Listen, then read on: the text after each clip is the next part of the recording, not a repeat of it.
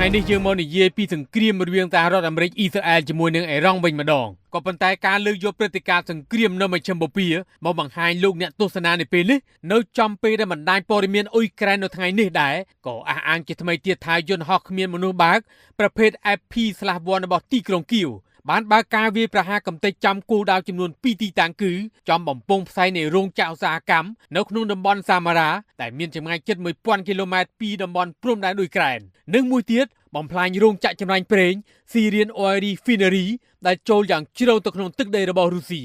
ដោយឡែកសង្គ្រាមនៅមជ្ឈិមបូព៌ាឯនោះវិញកាសែត Reuters បានរាយការណ៍នៅថ្ងៃនេះថាកងកម្លាំងយោធាសហរដ្ឋអាមេរិកនិងអ៊ីរ៉ង់បានបើកការវាយប្រហារក្នុងទ្រង់ទ្រាយធំជាថ្មីទៀតដោយប្រើប្រាស់មីស៊ីលយន្តហោះគ្មានមនុស្សបើកប្រឆាំងគ្នាទៅវិញទៅមកហើយទីក្រុងតេហ៍រ៉ង់បានបើកការវាយប្រហារលើមូលដ្ឋានយោធារបស់សហរដ្ឋអាមេរិកនៅតាមបណ្ដាប្រទេសក្នុងតំបន់ឈូសមុទ្រកាលពីថ្ងៃអាទិត្យថែមទាំងបានប្រកាសថាខ្លួនបានបិទច្រកសមុទ្រហូមូសដ៏សំខាន់ជាថ្មីម្ដងទៀតនៅពេលនេះការប្រើកម្លាំងយោធាឡើងវិញនិងការសងសឹកដោយសពាវុធធ្ងន់ធ្ងរនេះគណៈអ៊ីរ៉ង់អះអាងថាខ្លួនគ្រប់គ្រងទាំងស្រុងហើយលើការធ្វើនាវាចរឆ្លងកាត់ច្រកសមុទ្រនេះទូយ៉ាងណាការប្រយុទ្ធគ្នាលើកចុងក្រោយបង្ហាញពីការកើនឡើងកម្ដៅដ៏ខ្លាំងក្លានៃសង្គ្រាមនៅមជ្ឈិមបូព៌ាហើយលើកនេះការវាយប្រហារបានពង្រីកដល់ប្រទេសអ៊ីមីរ៉ាតអារ៉ាប់រួមដែលមិនធ្លាប់រងការវាយប្រហារចាប់តាំងពីដើមខែឧសភានិងប្រទេសកាតាដែលជាអ្នកសម្របសម្រួលការចរចាបុតឆបាញ់ហើយមិនធ្លាប់រងការវាយប្រហារដូចគ្នាចាប់តាំងពីខែមេសាមកសង្គ្រាមដែលបានផ្ទុះឡើងជាថ្មីទៀតនេះ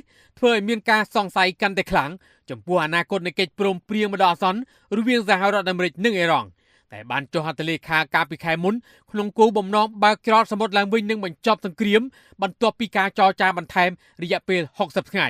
អ៊ីរ៉ង់បានប្រកាសកាលពីយប់ថ្ងៃសៅរ៍ថាខ្លួនបានបិទផ្លូវទឹកនេះបន្ទាប់ពីបាញ់គ្រាប់ព្រមានមួយគ្រាប់ដែលប៉ះនាវាមួយគ្រឿងកំពុងធ្វើដំណើរតាមផ្លូវដែលមិនមានការអនុញ្ញាតហើយនៅថ្ងៃអាទិត្យអ៊ីរ៉ង់ក៏បានអះអាងទៀតថាខ្លួនបានធ្វើនាវាមួយគ្រឿងទៀតបាត់បង់សមត្ថភាពប្រតិបត្តិការទាំងស្រុងដោយឡែកប្រទេសឥណ្ឌាឯនោះវិញបាននិយាយថាពលរដ្ឋរបស់ខ្លួនម្នាក់បានបាត់ខ្លួននៅបន្ទាប់ពីមានការវាយប្រហារលើនាវាដឹកកុងតឺន័រ GFS Galaxy នៅឆ្នេរសមុទ្រអូម៉ង់កាលពីព្រឹកថ្ងៃអាទិត្យរីឯប្រទេសអូម៉ង់ឲ្យដឹងថាសមាជិកនាវិកចំនួន23នាក់ត្រូវគេជួយសង្គ្រោះទាន់ពេលក្រោយរងការវាយប្រហារស្របពេលជាមួយគ្នានេះប្រទេសកាតាក៏បានអំពាវនាវដែរឲ្យនាវាគ្រប់ប្រភេទរួមទាំងទូកកំសាន្តទូកនេសាទនិងម៉ូតូទឹកផ្អាកសកម្មភាពជាបណ្ដោះអាសន្នកងឆ្មាំបដិវត្តអ៊ីរ៉ង់បានប្រកាសនៅចំពោះស្ថានភាពកំពុងតែតានតឹងនេះថា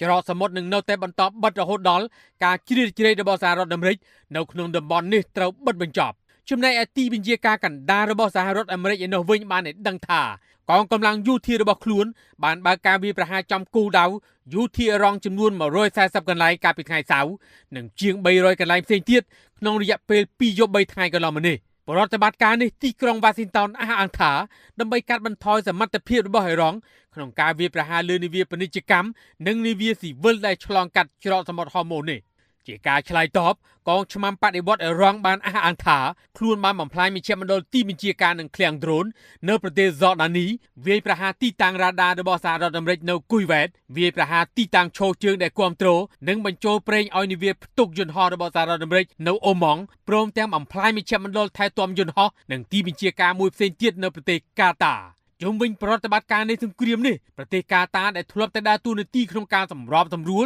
ដើម្បីពន្លត់ភ្លើងសង្គ្រាមនៅមជ្ឈិមបូព៌ានេះបានប្រកាសថាខ្លួននឹងដកចេញ